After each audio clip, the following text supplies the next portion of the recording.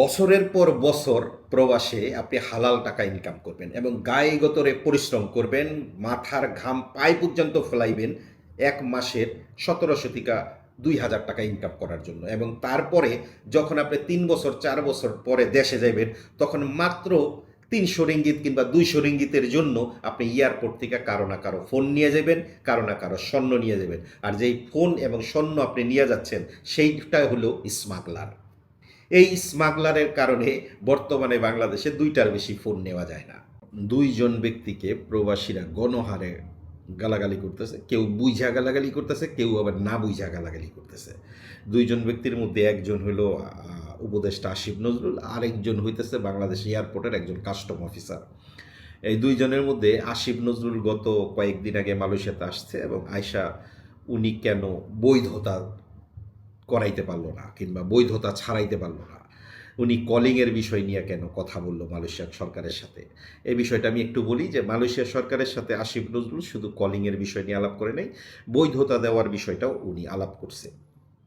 এখন কথা হইতেছে, মালয়েশিয়াতে বৈধতা দিবে না না না দিবে, এটা তো আসিফ নজরুলের হাতে না, এটা হইল মালয়েশিয়ার সরকারের হাতে।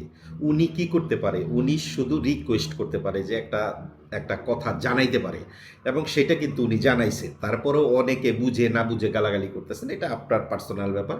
আরেকটা জিনিস হইল, কাস্টমের একজন অফিসার বাংলাদেশে, সবার কথা হইল 4টা ফোন নিলে 4টা মোবাইল নিলে এই অফিসার ধৈর্য রাইখা দেয়, এবং যেই ভিডিওগুলি ওনারা দেখাইতেছে বিভিন্ন প্রবাসীরা হয়রানি করতেছে। বাস্তবে এই অফিসার যাদেরকে ধরে ওনারা কিন্তু বাস্তবে প্রবাসী না। মালয়েশিয়া কিংবা সৌদি আরব, মিডল ইস্ট, পৃথিবীর যেই দেশেই বলেন, সব থেকে বেশি চাকরি করে হলো শ্রমিক। আমি যদি মালয়েশিয়ার এবং সৌদি আরবের কথা বলি, সৌদি আরবে মোটামুটি 30 লক্ষের বেশি প্রবাসী আছে এবং যাদের মধ্যে 29 লাখই শ্রমিক। এই শ্রমিকদের বেতন 1200 রিয়াল থেকে 1700 রিয়ালের মধ্যে। আবার মালয়েশিয়াতে কিন্তু একই সিস্টেম, 15 লক্ষ শ্রমিক, 15 লক্ষ প্রবাসী থাকলে তার মধ্যে দেখা যায় যে আপনি বলতে পারেন যে 14.5 লক্ষই শ্রমিক।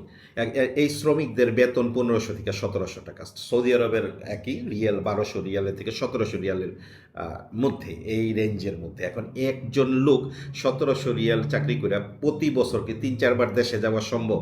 নিশ্চয়ই না।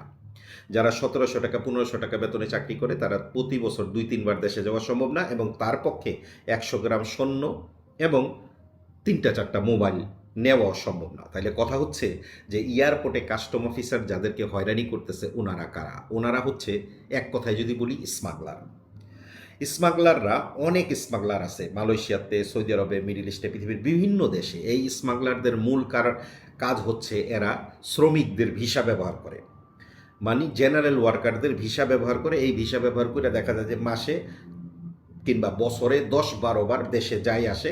এটাকে লাগেজ ব্যবসায়ী বলে। এই লাগেজ ব্যবসায়ীরা সাধারণত 7টা 8টা 12টা ফোন সাথে করে নিয়ে যায়। আর এদের কারণেই বাংলাদেশ সরকার নিয়ম করছে 2টার বেশি আপনি ফোন নিতে পারবেন না যদি আপনি প্রবাসী হন।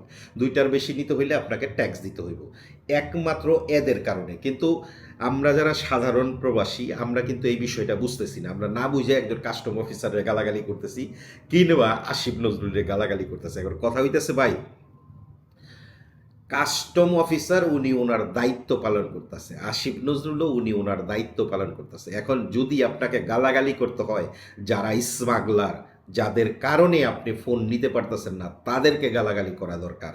যাদের কারণে আপনি বৈধ হইতে পারলেন না, তাদেরকে গালাগালি করা দরকার। কিন্তু তাদেরকে কি কেউ গালাগালি করতেছে? যাদের কারণে আপনি বৈধ হইতে পারতেছেন না, যে দালাল ফৈরাদের কারণে, ফৈরাদের কারণে আপনি অবৈধ হইছেন, তাদেরকে গালাগালি কেউ করতেছে না।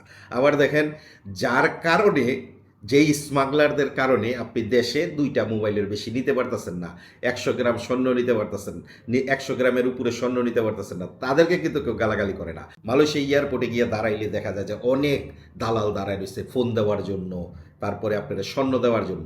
এখন একজন প্রবাসী তিনি দেশে যাবে, তার কাছে একটা মোবাইল দিয়ে দেয়, তার কাছে 100 গ্রাম স্বর্ণ দিয়ে দেয় এই দালালরা। তবে কাদের কারণে এটা হলো, তাদেরকে গালাগালি করেন। এখন যারা এই স্বর্ণ নেয় কিংবা যারা এই মোবাইল নেয় মাত্র 200-300 টাকার জন্য, তাদেরকে গালাগালি করেন। কেন তারা নেয়?